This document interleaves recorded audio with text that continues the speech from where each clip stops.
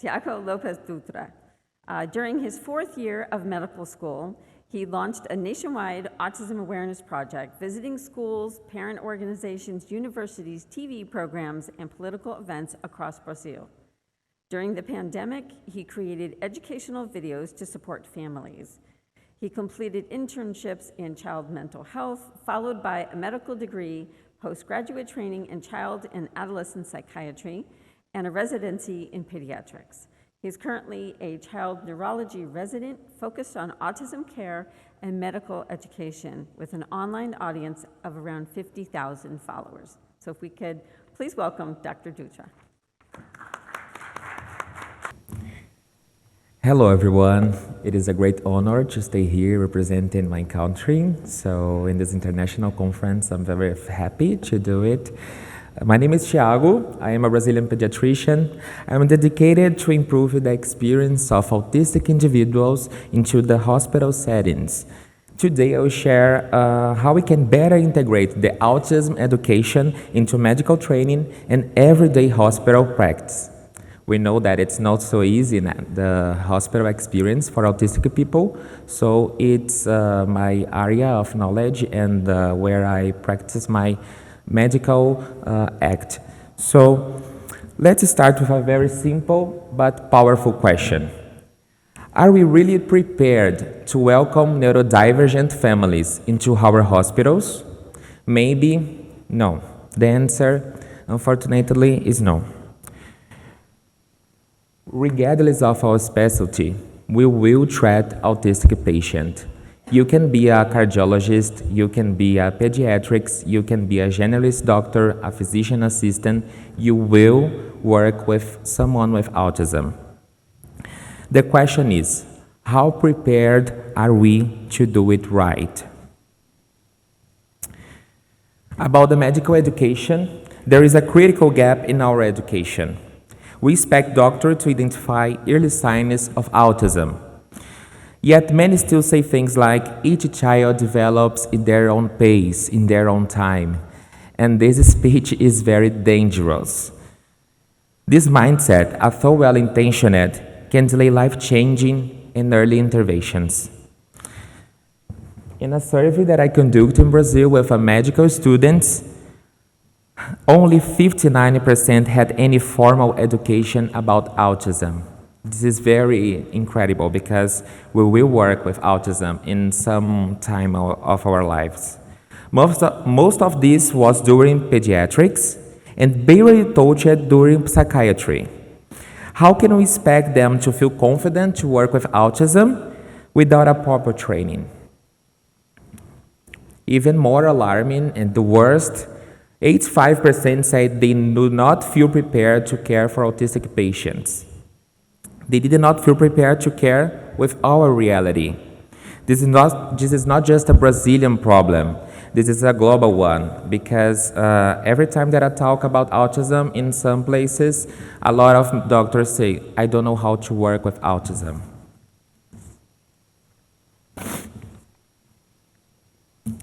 The problem is not only with the medical school, it's only with the postgrad programs. So in the postgraduate, we can see programs offering questionable solutions, like miracle supplements, for example, like drugs without science. And feeding to the families desperate hope, doctors feel pressure to prescribe something, even when the medication isn't the answer.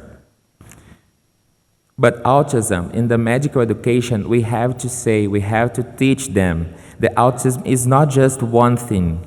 It is a spectrum with many faces, and often many co-occurring conditions.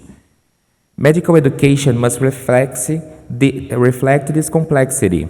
From the very beginning, in the first time of medical school, they have to know something about autism. We must work not only on autism, but also on other developmental disorders from the earliest years of education. When we speak about autism, we must avoid the trap of thinking in isolation, because autism rarely exists alone. From the earliest years of medical education, the future doctors need to be trained to recognize and manage a broader range of neurodevelopmental conditions, including ADHD, developmental coordination disorder, intellectual disability, language delays, and learning difficulties. By integrating this broader understanding early on, we shift from a fragmented view to a more holistic one, where the child is seen in their full complexity, not reduced to a single diagnosis. Show the diversity of presentations on the spectrum, so that they understand the uniqueness of each patient and their possible treatment. Autism is not a mode. Again, it is a spectrum, not a line, but a multidimensional space. Some children are not speaking, but highly emotional expressive. Others are verbal, but deeply rigid or hypersensitive to sound. Some crave moment, others fears it, and many have overlapping conditions that further shape that behavior and needs. Medical training must reflect this. We need to present students with real-life cases that highlight this diversity and teach them not to seek one-size-fits-all solutions, but to listen, observe, and individualize care. When we understand the person, we treat beyond the diagnosis, and that's when the medicine becomes truly human. But I will speak just a little about the comorbidities. Autistic patients may also have ADHD, apraxia, GI issues, sleep problems, and more. These comorbidities must be a part of our diagnostic and treatment mindset, but we have to know they may seek emergency care more frequently. And a hospital challenge is the sensitivities, because light, sound, smells, even pain can be overwhelming. Every hospital experience can feel like a sensory storm for these children, and we have to work with this storm of sensitivities. Hospitals can be a hostile place for someone with autism, from bright lights to sudden transitions, from loud noises to painful procedures. All of this can lead to emotional crises and behavioral changes. But there is hope. We can have some change to do. We have some positive strategies, and there are 4 powerful strategies. One, the first, share a decision-making with families, not only with the staff. The family can and the family have to participate of this process. Implicit bias training. This is very important to know what are you doing there. Autism-specific education and structured information gathering to personalize care. The effective communication, for me, is the most important thing for the family and for the patient. Simple tools like social stories, sensory adjustments, and visual supports can turn a frightening hospital visit into a manageable experience. So I did social stories in my hospital. This is an example. For example, I bring this. So we have to show for the kid. We have to show for the kid all that they will see, they will live there. So the entrance of the hospital, the emergency room, I show everything to them. The signals, the drugs, the staff, the food, everything. It's all new for the kid. It's all a new experience for them. So we have to show them, to show where you are, what are you doing here. And this is a very important, it's very simple, but it's really good to the kids.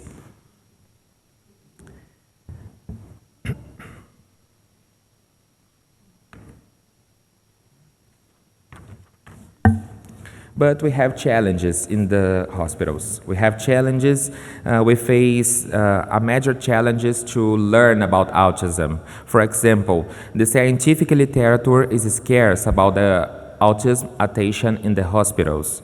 Clinical guidelines are missing for the doctors, for the physicians, and we are talking about that. They don't learn the knowledge about autism in the medical school. So we have to study more in the clinical guidelines to guide them.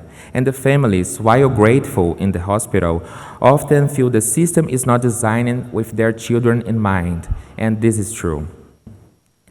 We have in Brazil, for example, challenges in the public health system.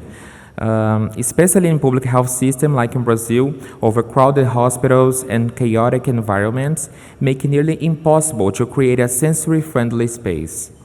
But there are moments during low demand, for example, in summer in Brazil, that we can adapt to the environment better. Quiet rooms, fewer people, and sensory consideration can make a big difference.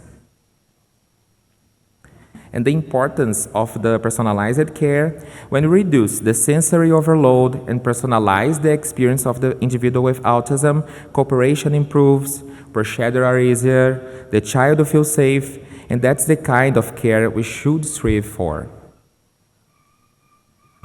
A preparation of questionnaire. To bridge this gap, I developed a hospital admission questionnaire, focusing on sensory and behavioral needs, transforming how we approach care from the moment of arrival, and the idea is better understand the context of that family and what possible adaptations we can create to make that family feel less uncomfortable in the hospital environment during admissions. So the questionnaire is very simple. The first question is about the food selectivity, the 2 about the sensory triggers, the 3 about the comfort object, the 4 about the hyperfocus, 5 current medications and medication administration preference if possible, reaction to new environments, crisis management strategies of the family involvement, and the most important for me, the communication, the effective communication. This questionnaire is very simple, but reduce distress and create a more humanized approach. It's simple, efficient, but life-changing. It's really life-changing because the families, the most part of families said, oh my God, every time that I go to the hospital, no one asks something like this for me. And this is very sad because it's very important to their lives. But autistic patients need specific strategies like we are talking, adapted environments, and health teams trained not only with science, but with empathy. When we offer sensitive and personalized care, we are not only improving the health outcomes, we are transforming lives. So this is my reference, but I want to say just a final message because humanized care is not a luxury, it is a necessity. For autistic patients, it is the bridge between the suffering and dignity. Thank you so much.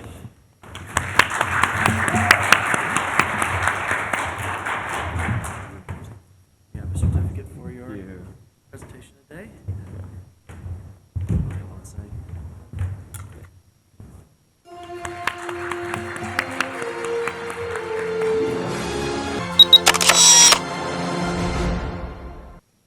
Welcome all the panelists, Dr. Temple Grandin, Dr. Alok Sharma, Ms. Lynn White, Dr. Richard Bowles, Thomas Silent, Ms. Stacey Hoagland, Ms. Elizabeth Bonker. I've been to all the tech companies, Microsoft, been there, Google, a lot of the other, Apple, and there's all kinds of autistic people there. 35% of autistics cannot use speech for communication. I learned to type at age 5. I stopped talking for 6 months, but I was also absorbing information like a sponge. I'm a geneticist, so that's what I focus on. It can teach you what things that can help to mitigate the problem. One of the things right now that's a big push right now is how hyperbaric medicine can affect autism, or positively, right? And hyperbaric oxygen therapy is one of the best anti-inflammatories. We are treating younger children at about 3 with stem cell therapy. Within 6 months, they are going off the spectrum. Every person that I ever met with autism, they all want to be a valuable member of society, to have a quality of life that every human wants to have. This is going to be a very unique panel discussion. I mean, we've got such distinguished people here coming from different backgrounds, different specialities, different age groups, different everything. This is an open discussion. It's open questions for all of you.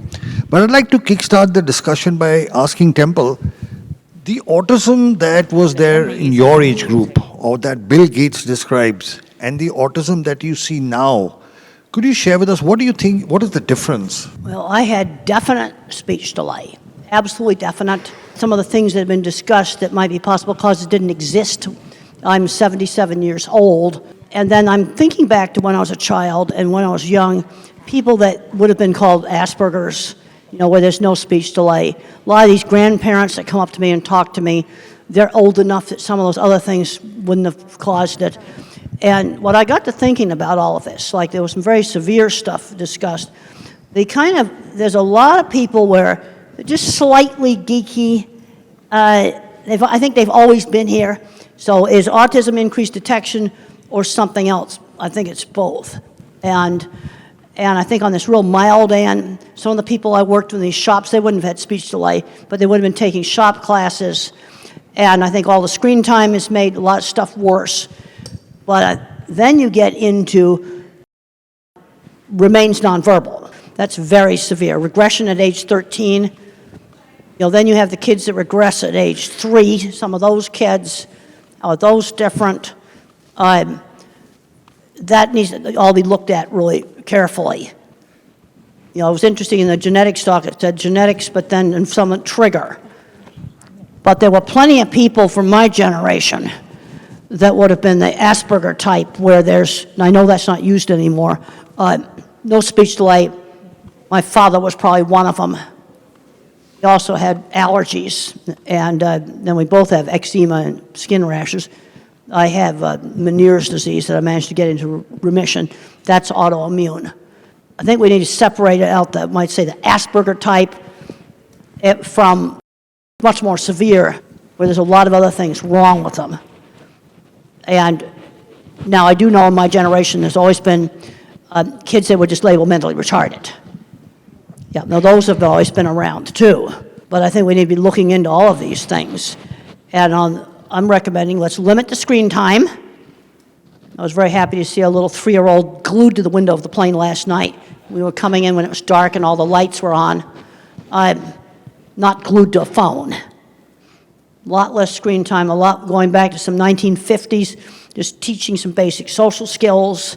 And then the ones that are slightly geeky are going to do a lot better. Because these grandparents I talked to all had jobs, decent jobs. They managed to keep them.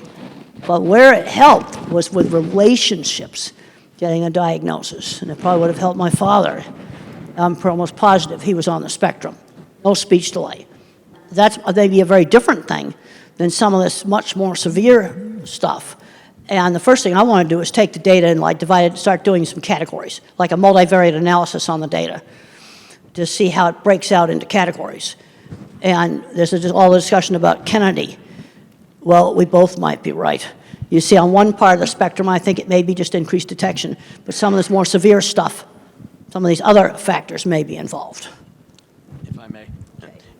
Oh, and I'm what I like to call a zennial. I have Generation X's work ethic and millennials' tech savviness. I was born during the Star Wars years, like late 1983. I just aged myself there. But I also see some of the development of how autism has appeared over the years. For instance, when I was first diagnosed, or even before I was diagnosed, I stopped talking for 6 months when I was about 2 years old. But I was also absorbing information like a sponge. So when I finally spoke again, I was ready to wring that sponge out. I could read, write, spell, rearrange magnetized letters on the refrigerator into words. I would rewind Sesame Street over and over again, my favorite parts of movies. We've really come a long way since thinking that Dustin Hoffman and Rain Man is the definition of autism, or at least that's what they had to work with back then. You didn't need to have an intellectual disability, mental retardation, whatever you want to call it. In the mid-90s, that was when diagnostic criteria changed, and I was officially diagnosed then with mild autism. Yes, the term Asperger's syndrome was thrown out there, but my formal diagnosis was mild autism. Back in the 80s, you had to have speech delay to be autistic. 6 months of non-speaking, that was considered a speech delay. So I fit the bill, more or less officially, but it was also really an eye-opener. So that explains why I rewind videos, why I do what I do. So having knowledge of that diagnosis, understanding how it came to be, and what I'm going to do about it. This is the hand I've been dealt. I don't want to change in the sense that if you were to say there's a cure for autism, You want it? I'm saying no, because I am who I am, and I wouldn't be who I am without autism. And like I said, belief in yourself, in your own time and space. Well, so this is an open discussion. Anybody can jump in. So, Taita, do you want to talk about some of your work? Sure, I'm happy to. So just to give you a quick overview, as you kind of probably heard from me, I'm a pediatrician. I have cerebral palsy, was born in 28-weeker, 18 surgeries later. Here I sit by the grace of God as a pediatrician and a hyperbaric medicine physician.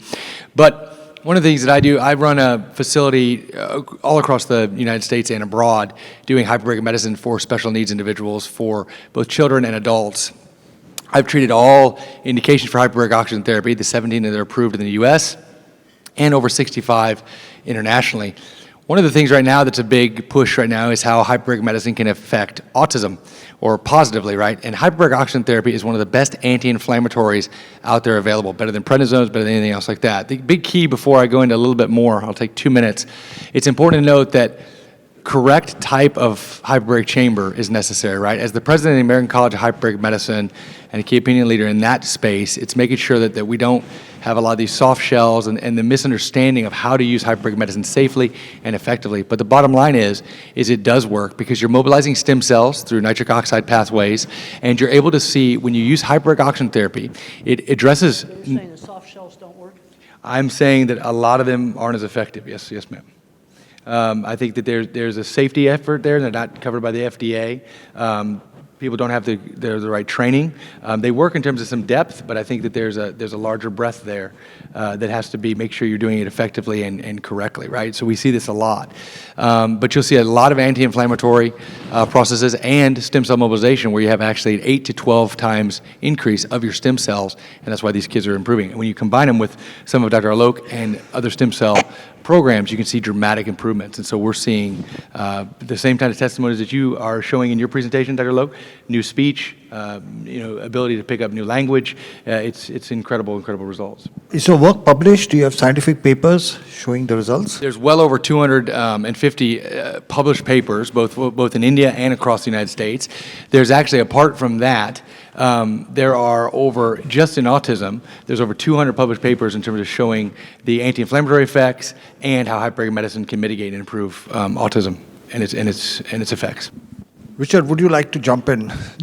Genetics versus environment. It's not versus, it's always both. The genetics is who is at risk. I mean, let's face it, no one has perfect genetics, and no one has a perfect environment. But some children are being affected and other children are not, even though they're in the same, very similar environment. The difference is genetic risk. But even if you have the genetic risk, does not necessarily mean that you're going to get it. You have to have a permissive environment as well. So it's 1 + 1. You have to have both of them. I think that a lot of people are focusing on environment, and that's great, because that's something you can do something about, but not that many people focus on the genetics. I'm a geneticist, so that's what I focus on. Not that it's more important, but I think it's equally important. Knowing the genetic risk can teach you what things to avoid better.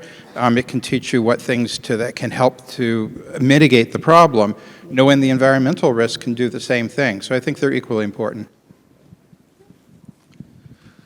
Do you have any input? So much this entire week, right? We've heard so much about the new numbers and who's affected and who's not. And while, we definitely know that we have a greater number because physicians are better at diagnosing it, but they're getting better at diagnosing it because there's no more autism. So they're having more experience with it. I've been an educational advocate for 25 years. I have a son who's 30, who was really part of that initial bubble, if you will, where we saw a significant growth. And I can certainly tell you, I work as an advocate in the 6th largest school district in this country. And the numbers of students who are in special education programs, not the kids we would have missed before, have grown so exponentially that the systems have not kept up with the numbers. And the children who are really getting what they need, whether it is through medical intervention, educational intervention, looking at housing and opportunities for employment, they're generally the kids whose parents remain the most active because there are ways out there to be able to access the supports, but there's no silver platter. So it's really good that you guys are here because you're getting a bit of the silver platter here, but you really have to learn more as much as you can, because the services, even if somebody comes up with some like where it's from, if you will, we're still going to need to advocate for treatment, for housing, for job opportunities, for better education.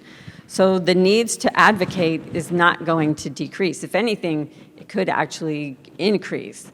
So I just encourage you all to do that. So I think the numbers are not just like, it's not just genetics, it's not just environmental, it's not just this type of autism versus that type of autism. I think that every person that I ever met with autism, and it doesn't really matter if they were a speaker or non-speaker, they all want to be a valuable member of society.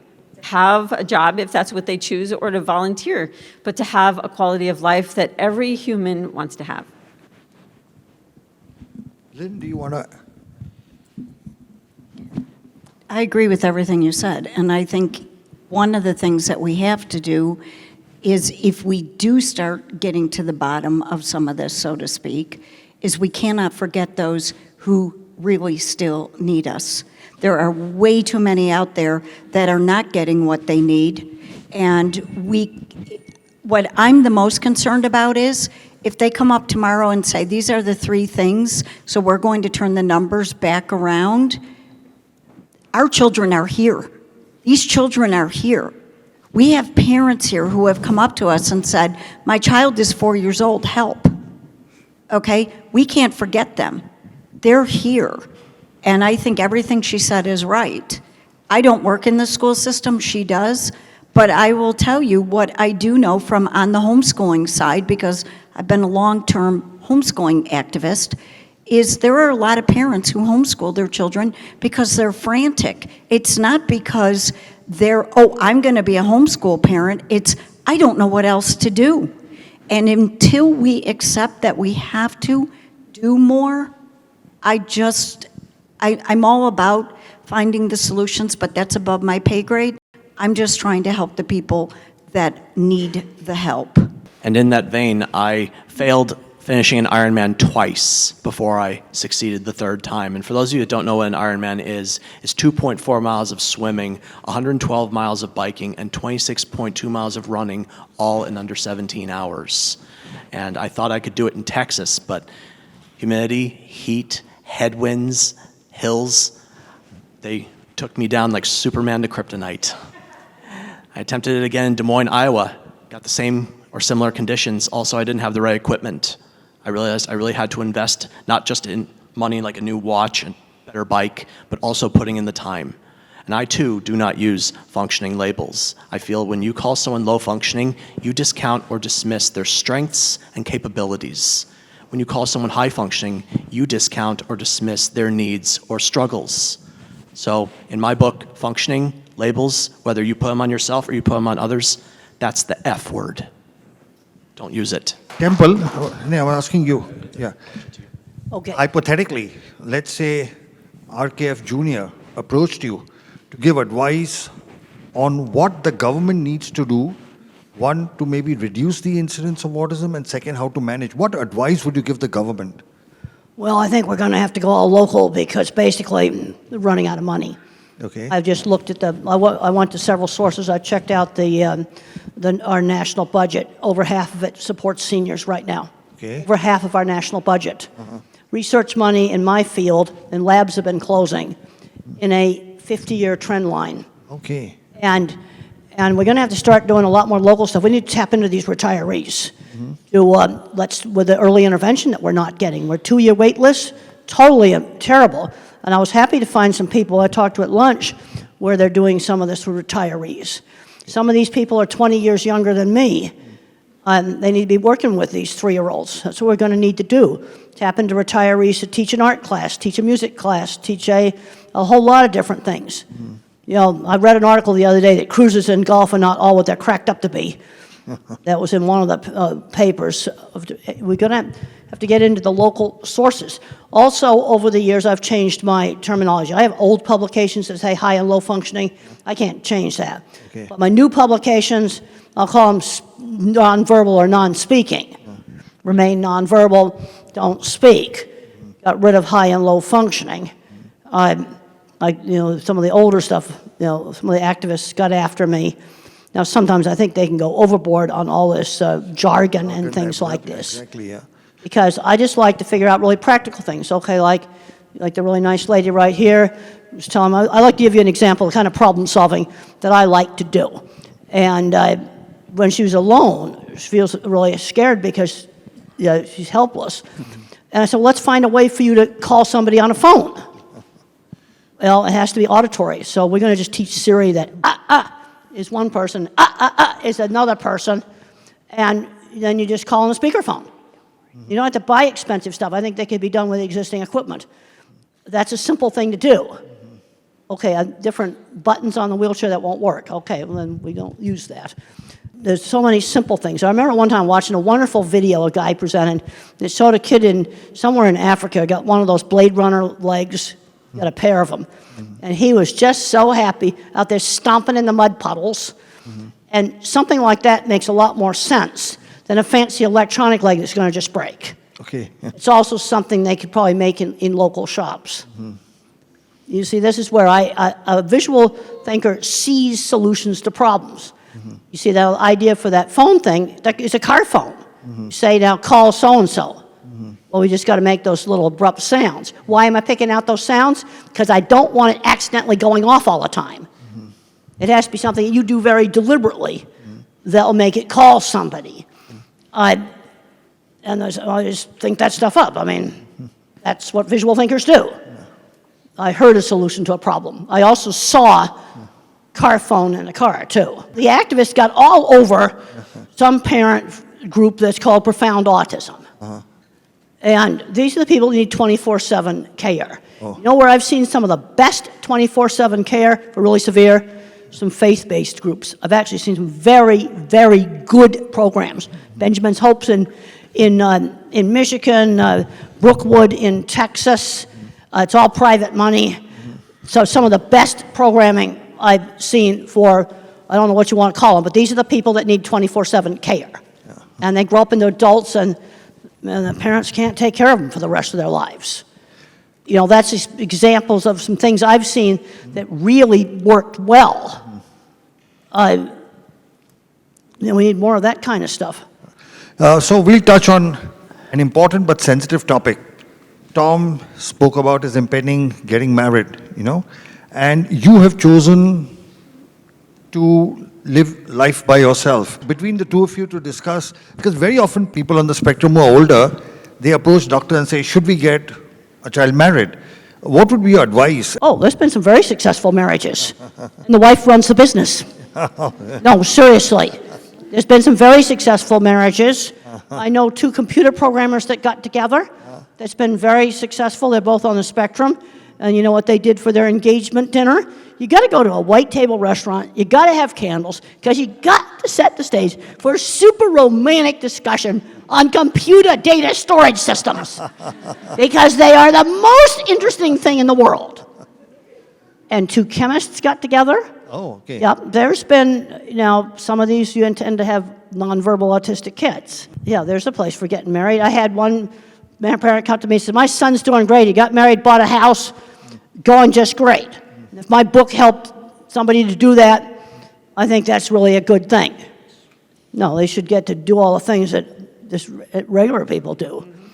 Some of them have got kids. That's been successful. I'm a problem solver. And I think I figured out a way for you to get a phone that you can use. They'll call 2 or 3, maybe at least 2 numbers. Because I'd be anxious too if I was you and I was all by myself. So, Tom, your views. For my part, as far as marriage goes, there was a time I thought I wouldn't get married. And I was in a relationship with a woman on the autism spectrum, but it didn't work out. My parents, and they're still together. My mom and dad are still married after 45 years, but they live over 1,000 miles away from me. There was a time they offered me the opportunity to move up to where they were going. I said, I've built a life here. I'm going to stay. So actually, my parents, as much as I love them, being out of the equation actually helped me blossom. Yeah. I see we have some agreement. And Rosetta, she had to step out to check on an order of hers, but we had met in person 6 years ago at an event, kind of like this one. So we knew each other in person, face to face, stayed in touch online. During the pandemic, she moved to Virginia. That's where she hails from. I was in California. Then I was doing the Ironman in Maryland, the one I finished. And before that, I said, I'd like to meet you again. So we made arrangements after I finished the Ironman to meet, and we decided to get married, and we're getting married in September. And there are people in my life, unfortunately, that are thinking this would never happen. And now that it is, they are struck. Don't you think that woman is the most gorgeous woman out there, crown or not? And for someone with autism, and she's not on the autism spectrum, but I am able to make our relationship work. We have our struggles, as any couple does, but we believe that it's going to work out. And statistically speaking, only about 7% of people with autism ever get married. And even fewer stay married. So we have some resistance, some difficult spots, but our love matters. And I really wish she was here to hear me say that. I would like to add, although that's very good, because as a pediatrician and as a person with a disability myself, I have a wife, 3 kids. One, we also adopted a special needs daughter who has Netherton syndrome from wound care side. We won't get into all that. But the point is, I'm sure you guys are familiar with the term ableism, right? A lot of times a neurotypical individual is going to say, well, back in the old days, I wanted to go to the movies. Well, we didn't want to invite Tyler because he couldn't walk up into the stairs, right? So they were trying to save my feelings because they didn't want me to fall down the stairs, for example, when really I just wanted to be invited to the movies, let's say. So the point of all this I'm making is you just got to look outside the box and allow, there's a lot of blessings. We're all handicapped. Mind and world can see. We're all struggling with something. We all wish we could change something about ourselves, and that's the whole point about whether you're on the spectrum or not, right? But I think it has very much, we have to combat ableism in this country. Going back to what I would say to RFK, if it was for me or for anybody else with a disability, is when we lose value in people, we start to fail. And I think that's where the slip is, even though maybe some of his comments, in his mind, he was actually trying to help. I want to believe that, right? He was talking about the severe autism where they're never going to get married. I mean, I see these kids. So do you, Dr. Sharma. So do you, the occupational therapist. That's a real thing that we deal with, and these parents are looking for hope. So I don't want to say that by any means he's inherently evil, but it's a crass comment, and realizing and finding people's value and how they navigate the world. And people that are non-speaking, if they're in a job, know the difference between real work and stupid little busy work. And the other place where I've seen some really great programs is when the chairman or the president of a company has a child with a disability.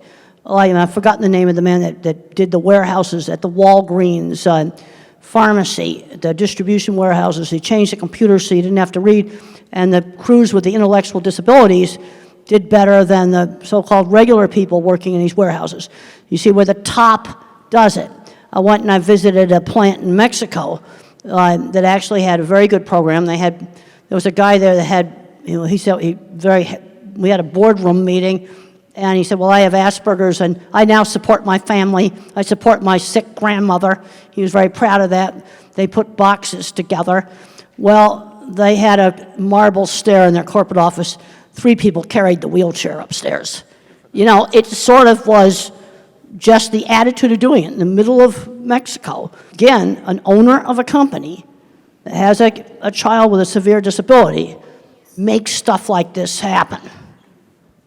So about 35% of autistics cannot use speech for communication.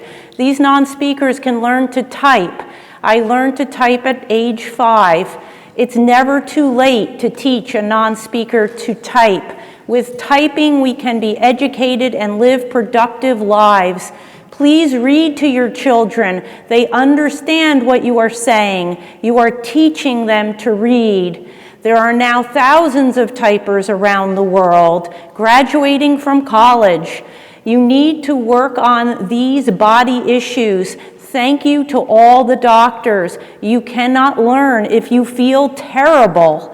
Regulation issues affect so many of us. We are working on getting non-speakers out of fight or flight. Communication and regulation for all. You can do this, parents. We appreciate all you do for us, even if we can't say the words. Non-speakers suffer in silence. Please use Communication for All to teach them to type free of charge. We have stencil sets to give you so you can give your child a voice, and we have them over here for after the presentation. First come, first serve, we want to give them away. C4A Academy is our program of instructional videos. You can do it. We are all human beings who want to connect. We don't want to be left alone. Take us out to museums and for walks in nature. You can learn from parents who have walked the path and autistics who live the life. Non-speakers have a motor disorder, not a cognitive one.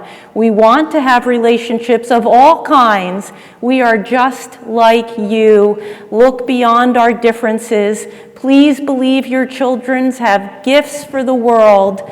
The world will be a better place when all non-speakers can communicate and share their gifts.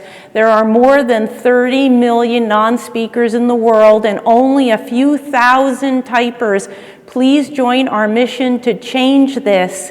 Most non-speakers are diagnosed with intellectual disability, and we have a motor disorder. Don't believe the IQ tests. We need to learn to type to show you what we know. Giving an iPad with a picture exchange system is not enough. We need 26 letters to express ourselves and be educated. Please watch the Spellers movie on YouTube. It will show you how typing changes lives from hopeless to hopeful.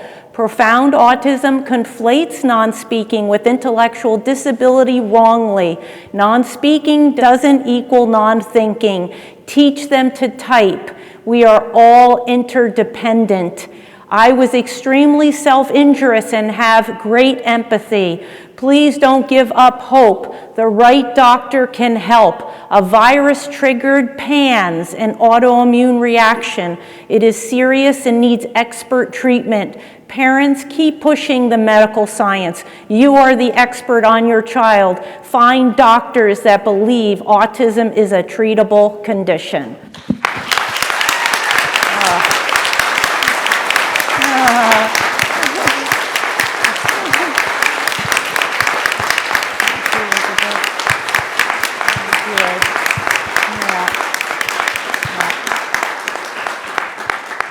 This question is for Dr. Boltz. This is about the supplements that you had shared earlier. Is there a protocol to wean off the clients or patients who are using them, or is it more like a lifelong usage of these items? I think that depends on why the supplements are started in the first place. If they're started because you want to improve your concentration and focus a bit, and then you do it on your own or go to an environment in which that's not necessary, then you can decrease it. But for the most part, autism was present at conception, at least the genetic component of it, and the neurological part was present in very early life. And most people continue these supplements for a long time. I do want to mention one thing that from earlier is that when we're talking about autism, we're talking about an extremely wide spectrum. And on one side, you have the billionaires, and obviously they are employed and they are getting married, and they are thinking of themselves as neuro-unique and not disabled, and that's very, very valid, and they are actually offering a tremendous amount for society. And on the other end of the spectrum, as a pediatrician, I see people that have very severe intellectual disability, who have abilities of a 3-year-old when they're intellectually while they're an adult. Maybe they can't even walk very well, maybe they have seizures, maybe they have serious problems as well. And those are also with autism. And those people are not going to get married and are not going to be employed. And then there's everything in between. There's a tremendous spectrum. And so it's really hard to talk about everything on the same spectrum with the same answer. I can't stress enough how much people underestimate the autism population. We are overlooked. We are undervalued. And unfortunately, we believe what we are told, sometimes too much. When we're told we can't do something, we internalize it, we believe it, and we stick with that. It took a lot of me to get out of my own way and realize I don't have to listen to the haters. I'm going to do more with my life, and look where I'm going. Well, one of the things the projects that were shown in the HBO movie I did in the 70s, and I wanted to prove I wasn't stupid. That was a huge motivation for me, as a lot of people, since I couldn't do higher math, thought I was absolutely stupid and I wouldn't be able to do anything. And then I discovered these other people out there that owned machine shops, couldn't do higher math either, and were on the autism spectrum, and they had really good businesses and 20 patents. That made my day when I discovered them. How would you respond to people with autism or their family members who participate in self-isolation because of the maybe fear of judgment of going into the community, and what you would say maybe to inspire them to go into the community more and participate in the community more? Well, Mother always had me out in the community, and she had a very good sense of how she could stretch me and the things that I'd be capable of doing. Like, for example, when we went to my grandmother's house for Sunday dinner, for my exercise, I was allowed to play Beat the Elevator, and I could run up 5 flights of stairs before the elevator got there, and that kind of run the energy out of me. Another thing they did is I only had to sit at the family table for 20 minutes. Then I could ask to be excused, but if dessert wasn't served, I didn't get any. So if I wanted dessert, I had to stay. You see, she always put some choice in there, but she had a very good sense of how much to stretch me. And she realized that big, noisy crowds were sometimes a problem. But I'm concerned that some moms just totally overprotect. They can't let go to let their kid do the most innocent things, like while you're pumping gas in the car, have the kid run in and buy some milk at the store. And I had one mom says, I don't have the guts to do that. You see, this is where the moms just can't let go at all, and they're doing everything for the child. And the kid's not learning anything. And I have a book called The Loving Push, and that was aimed at, getting these moms to get them out gradually doing things. You see, I've seen huge problems with everything being done for them, and they're not learning any skills. And we had a rule that it had to be on the list. So as soon as I knew how to write, I'd put things on the list, and I would help with grocery shopping. I'd go and get things on the list, put them in the basket. I was learning that at a very young age. Yes, and you do Walmart, for example, that's one of our big stores, when it's not so busy. In California, where I live, I don't know if they do it here in Florida or other places, there are certain reduced sensory hours. Yes. Like you can go in between like 7, 8 a.m., less lighting, less people, a lot more better shopping experience. But I've written a book, Come to Life, Your Guide to Self-Discovery, to address getting out there. Life doesn't come to you, my friends. It's up to you to come to life. Are we keeping our kids out from out there? And also in addressing the naysayers, the people that might be holding us back in a sense. That's in my book, My Glass is Full. And these are available for sale. Is in neuro needs, we have some people with autism that work for us, and they are in positions in which their abilities are perfect for their job. They are better than a neurotypical person at that job, because we know that they can do that, and we know autism. We just need to get the word out that these people have certain abilities that allow them to do things better than other people, that it's not charity, that employers will want to hire them. And they'll want to give them a good wage. We think that, this is what Dr. Grandin was talking about, is the way of fixing things and pictures and everything, is that they have abilities that other people don't have. We just need to get that word out. We wouldn't have any computers without all the people in the tech industry. And I've given talks there, and half those programmers are on the spectrum. Yeah, I've been to those companies. I've sat in their fancy restaurant, watched all the nerds come in. We need the skills. See, that's the thing. At one end of the spectrum, and you've got Steve Jobs and Bill Gates. Bill Gates is official now. He's on the spectrum. And he's had a very successful business. Another thing, both me and Bill Gates were taught that you give back. That was something we were both taught. I have put 23 graduate students through school paying for their masters and their PhDs. That's what I've done with the book money and speaking engagement money. And Bill Gates said you get huge amounts of money going into healthcare.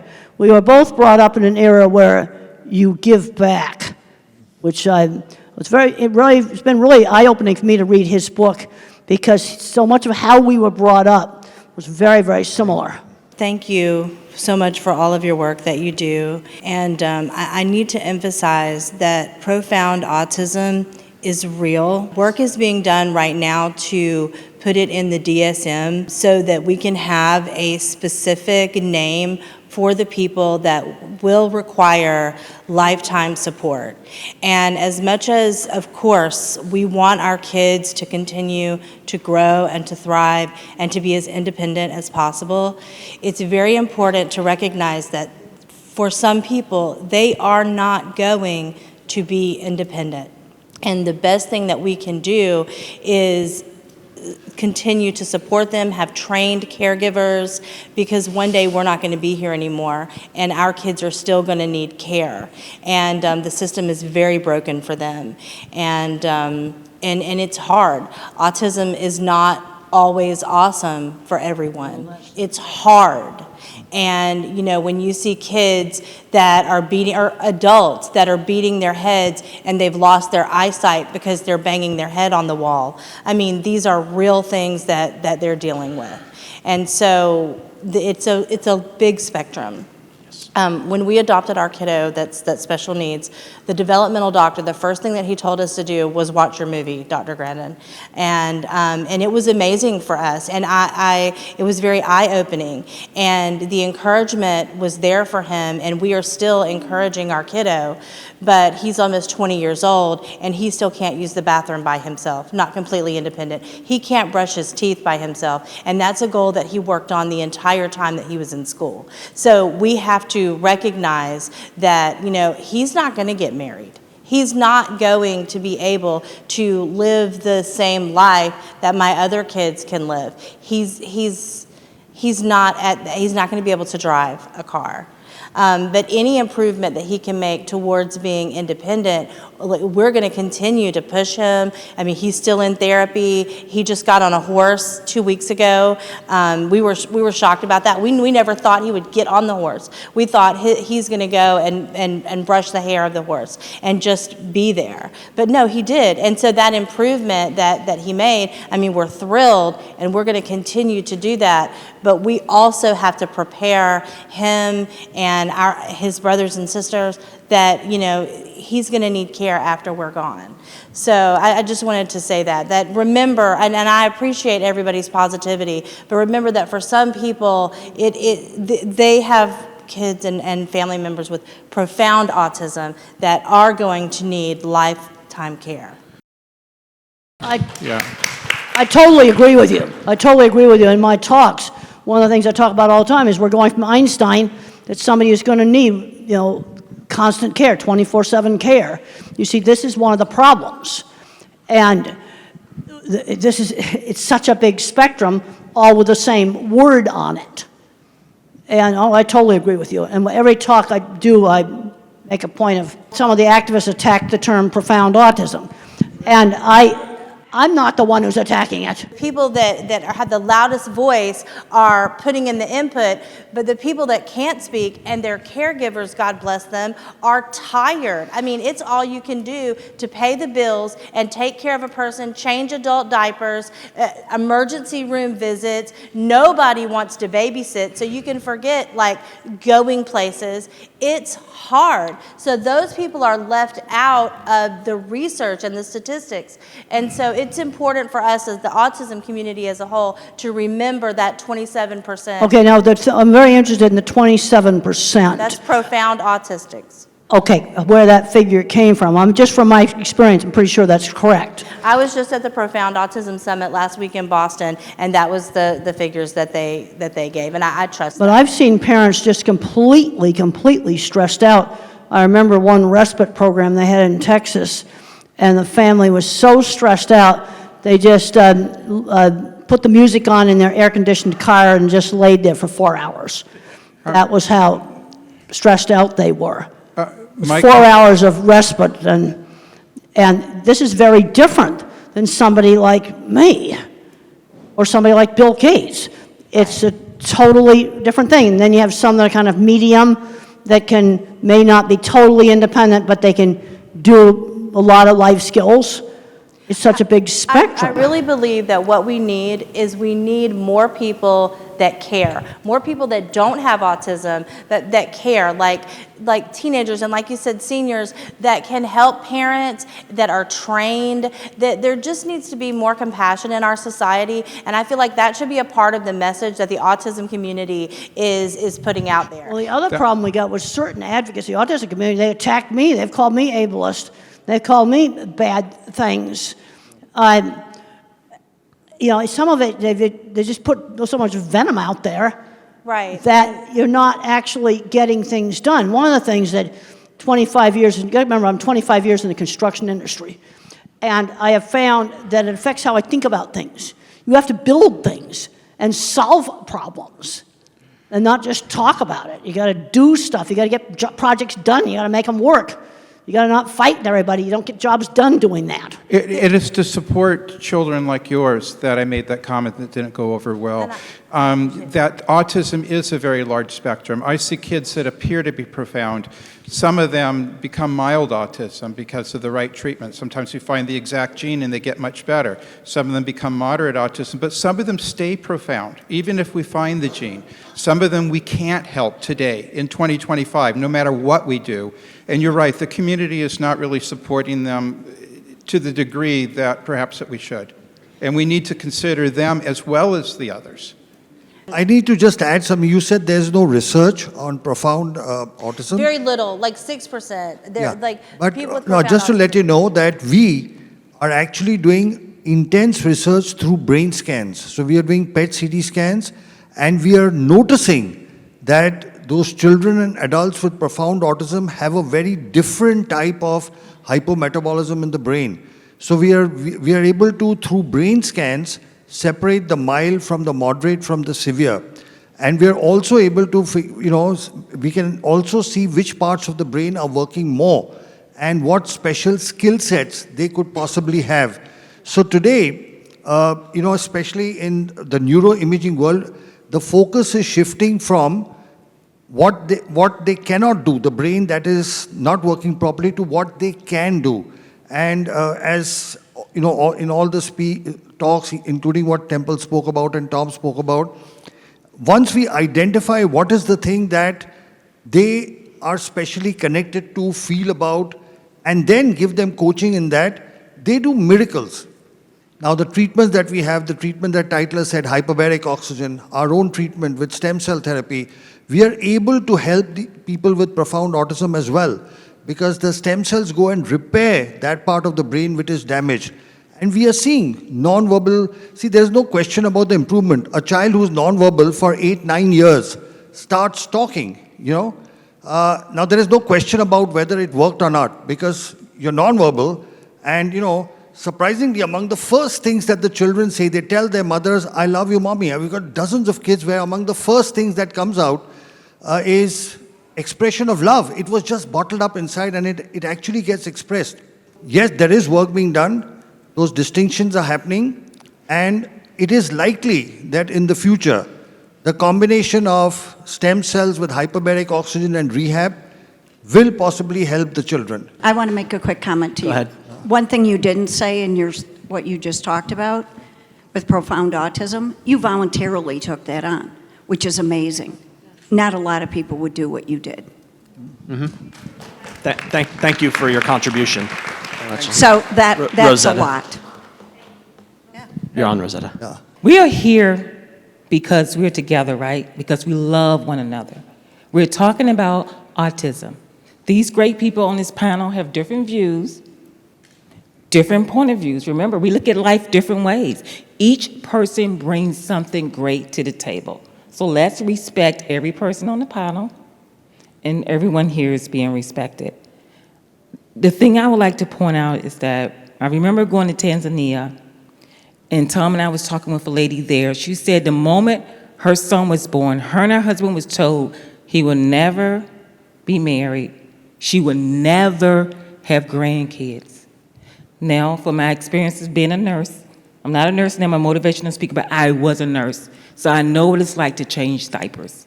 I know what it's like to take care of someone. But I also know patients that are underestimated.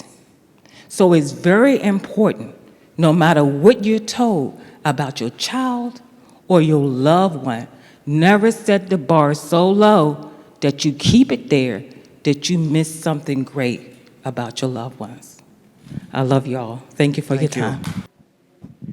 So 2 days ago, we went to our neurologist, and we were trying to understand, is there a way of defining physically in the brain autism? And she said no. She provided certain suggestions, and we felt so bad that we didn't tell her that 2 weeks before we have had stem cell treatment in India. So there's such a bad perception in the US, unfortunately. And one of the things that she said is there's no research. In our minds, like, Dr. Sharma has all the research in the world. Specifically, she pointed out to Duke University. Duke University is the one that has done the most studies in the US, but they only do stem cell treatments for kids with cancer. So my suggestion and pledge, Dr. Sharma, how can we let the world about your research? And I know you have it. You are open to give it to anyone who wants that. What can we do, us here, to help the world know about the success of your treatment? Whether it's leaders, politicians, regulators, they finally listen to people. You're the real voice. You are what is real. All of us, some of us, have professions, some of us have a conflict of interest, some of us have particular preferences or beliefs, but parents have one and only one thing in their mind, the well-being of their children. Is there anything else that you can even think of? Nothing. So your voice is the voice that will be heard. And when you speak it loud enough and repeat it enough, there will be a change. Change comes about when people like you speak out. Because, we believe our own clinical experience is showing us that when we are treating younger children at about 3 with stem cell therapy, within 6 months they are going off the spectrum. The older the child, the longer it takes. And it is my hope and dream that one day this becomes a standard of care. The moment it is diagnosed, especially kids who are profound, will need it. There are children who will not need it. There are a whole lot of children who are mild, who adapt and who get along with life very well. But not everyone. There will be what she's talking about, the profound kids who need help. There's something called a hole in the heart. Kids with Down syndrome have a hole in the heart. If you have a hole in the heart, you fix it. The cardiac surgeon will go and do something and fix it.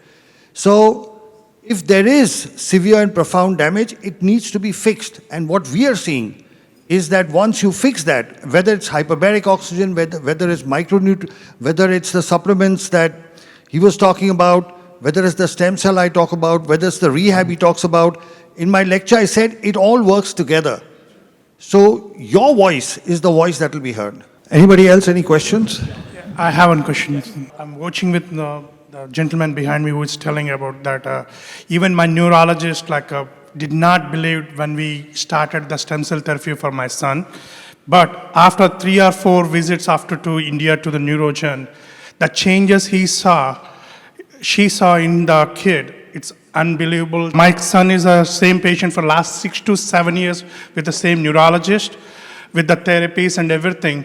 The development, what she saw after stem cell therapy is totally different. We could able to make understand the neurologist, but the school system did not understanding us actually. Some of my friends, when they go to this kind of a different kind of a therapy out of the book, which is not profound in very popular in the USA, they're not even going to tell in their schools actually. They're telling that we're going to vacation for 5 days, 6 days. We did the same thing. We went to the school. I said my kid got help. If somebody needs help, you call my number, I'll tell them the same thing. I told every parent who called me, and I given the number, I told him that what are the benefits which my kid got it. I feel if we don't keep the awareness of these things, of different methods, it is impossible to help the whole community. The community needs help. We have to be together to help the system. Because if the system doesn't help, we have to come up from our own side from here and help the system. My son can see a video now. Yeah. Head, shoulders, knees, and toes. And by God, he's following the video for the first time in his life. touching his head, his shoulders, his knees and toes. He can say 3 weeks out of a stem cell.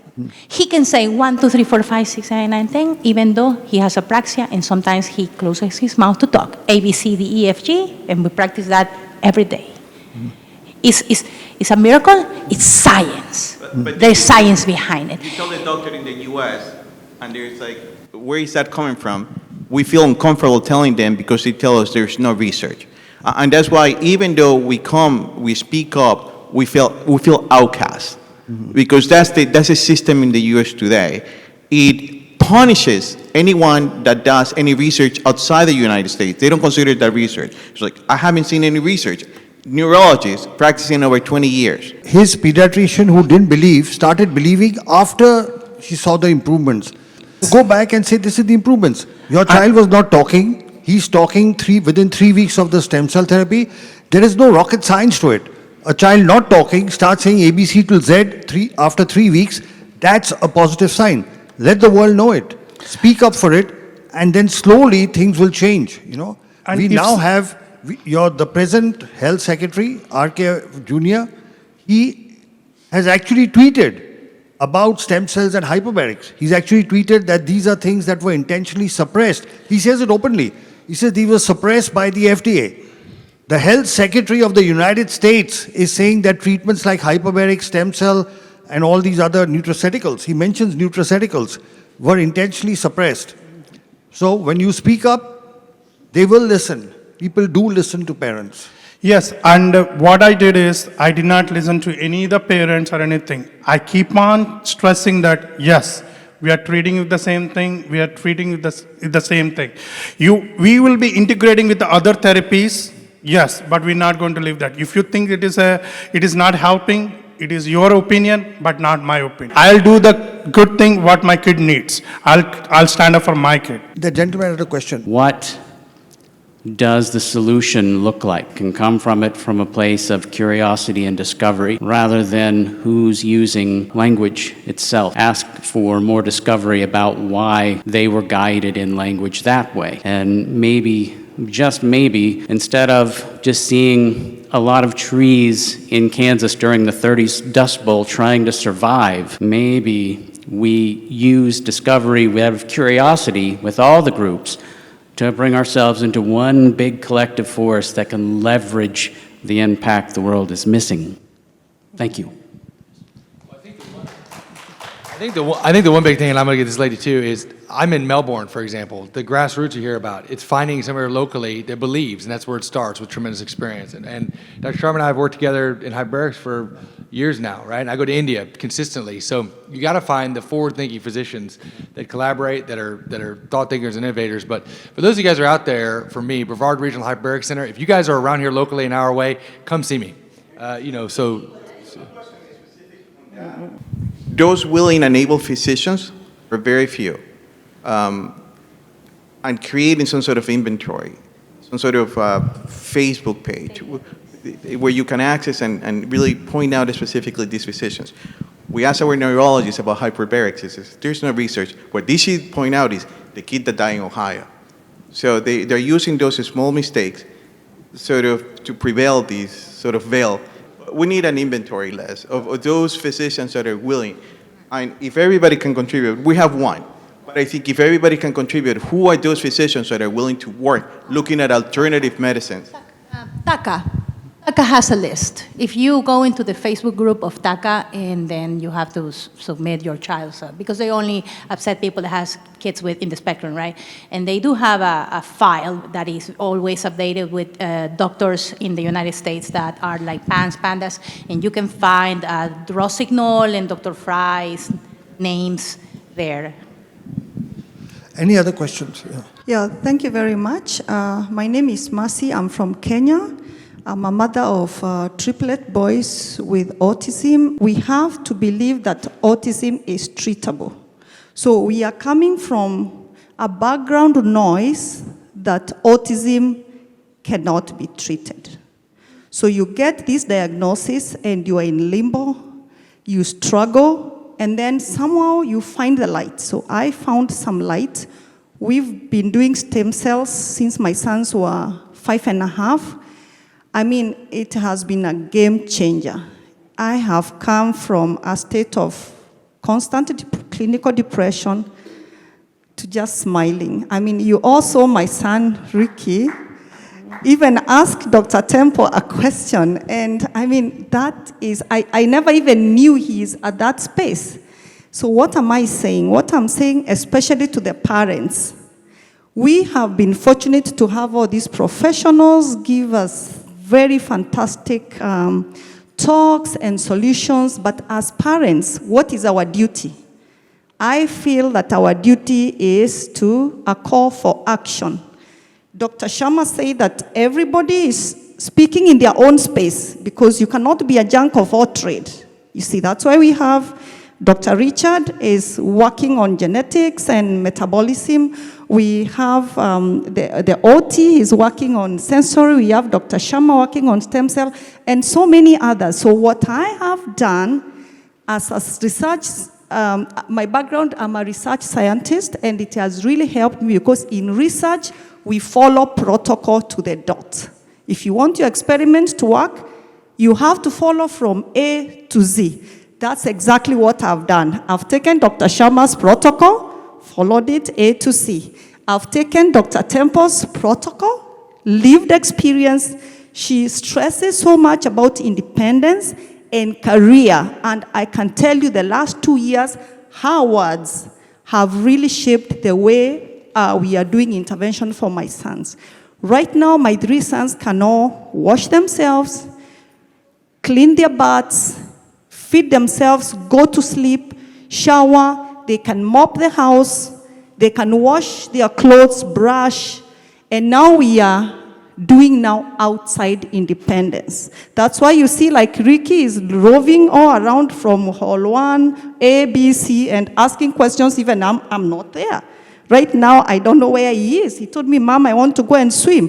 I said, okay. I didn't even know there is a gym in this facility, but last night, Olivia, what did he say? Mom, I'm going to the gym. I asked him, did you carry gym clothes? He said, yes, and he went. So what I'm saying is that let us take what is ours. Their work is research. Let us implement. Let us take everything, not just one thing. It's all about, they have said it's research, and many parents ask me, Mercy, will stem cell work for my children? I'm like, yeah, because it's research. It doesn't know Lenny, it doesn't know your son, it has no face. It's research.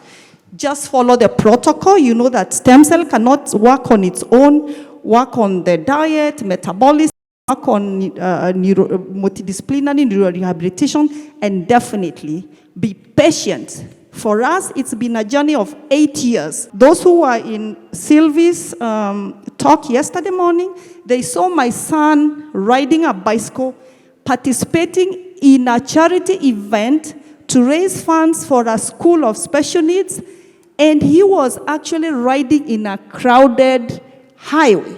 I mean, I saw that and I'm still smitten, I'm still overwhelmed. So please, parents, let's take our mat and walk.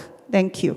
I wanted to ask Elizabeth what we can do to help you and your mission and the legislation, to have legislation passed in the government. We need to fight to enforce the Americans with Disabilities Act in schools, which is something that she is desperately trying to do for families across the country who, even after they learn how to type, are being denied that accommodation in their schools. So again, there's so many things to do. Thank you for the question. That's only one of many things. But you can go to our website, communication, 4all.org, and we have a take action section. And it'll tell you about what Elizabeth is doing to try to help all those who suffer in silence. Thank you, Elizabeth. Thank you. So we'd like to wind up now. We'll ask each panel member to give a concluding remark. Lynn? I just think that conversations like this are what are needed. We all look at it differently, and that's what makes it right. Because if we all with each other all the time, the world would be a very boring place. And we each have our different needs that don't make anybody less or anybody more. We just all need to work together. And I want to say this. Meeting Elizabeth was my highlight. She's right. We have to fight. And guess what? Parents, we do know our children. And when we fight for our children, sometimes we take on a role we didn't want to take on, but at the end of the day, we can inspire other parents to fight for their children.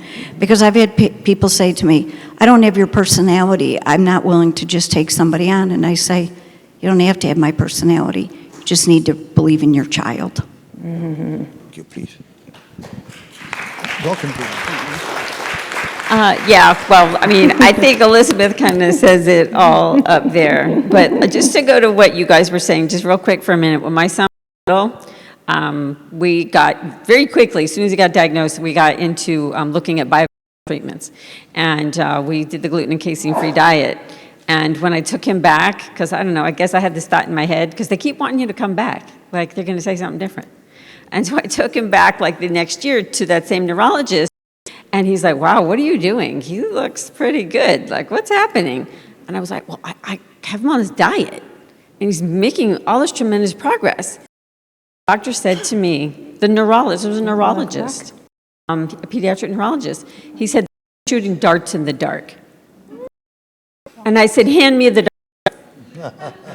And so, you know, you take people's as much information as you can. You talk to people who have, who are experts in the field, and then you make the best decision you can for your family. Some of us physicians, like myself, have been around for a while, and we've been treating autism successfully for 30 years, and you're right, the institutions still don't believe that it works. I'm trying to publish as much as I can. It's a drop in the bucket for what we need. A lot of people are doing the same. The parents need to fight. Hopefully we have an administration now that is listening. At least now they are. Maybe they'll make a difference. With autism increasing so incredibly rapidly, this is going to become a societal suicide mission if we don't immediately get off the tracks and do something about it now and take care of all the kids along the way. Thank you. No one tells your story better than you do. And too many of us are struggling to tell it. When you find your voice and use it, that's when your life transforms for the better and other people's lives transform for the better. So go out there and do what needs to be done. Some of us have more work to do than others. We have come a long way, but we have a very long way to go. And I'm not much of a gardener, but I think every one of us is like a flower, and we might bloom later in life. Certain circumstances promote or stop our growth. Find the place where you can not only survive, but thrive. That's why I finished my first in Maryland. No heat, no humidity, no headwinds, no hills. I did it. You can find the place you can survive and thrive too. Go get it. Final thoughts? Well, yeah, working on more and more independence. I definitely believe in that. Unfortunately, I'm seeing too many young adults that have become recluses in their room. That's something I was never allowed to do. You know, they were always getting me out doing things, but there was always choices.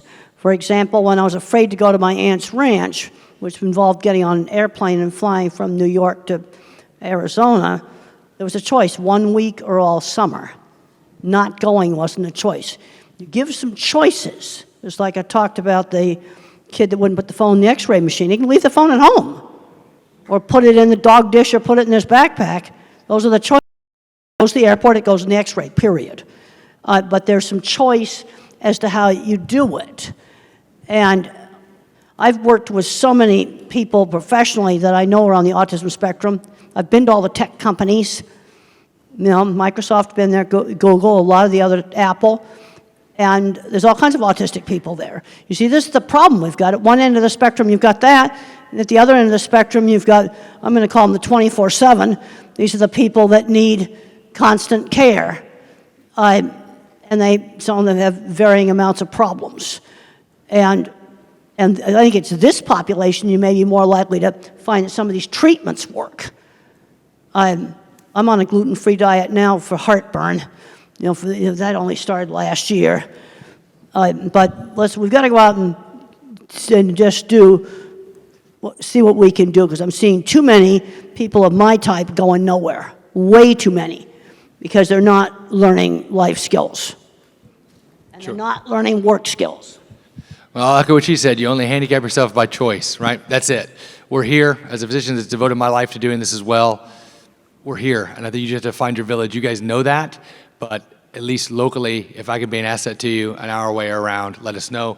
And you're looking at a panel that believes the same thing. It's not pseudoscience. It is grounded in science. We're just forward way thinking and combining it all, as Dr. Sharma said, it's a multifactorial approach. And when you do that, combining all these different modalities, you can see dramatic miracles in your kids' lives. And every study that you look at with hyperbaric oxygen therapy, stem cells, no matter what, just like in my own life, it all showed improvement in quality of life. And is that now all that we're all looking for? That's exactly it. So find your doctors, find the people that believe in you, and go get it.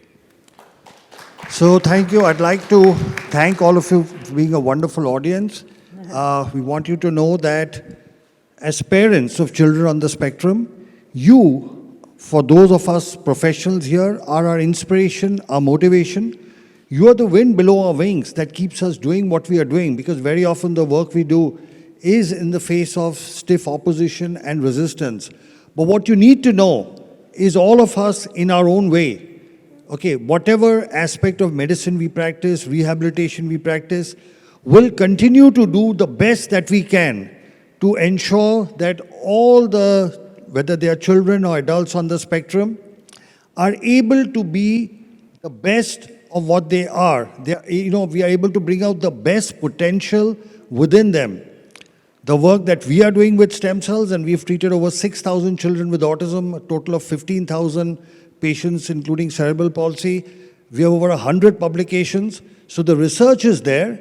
It's just a matter of time as more and more, like your children start improving and start speaking, as more and more people get to know, this will be available everywhere.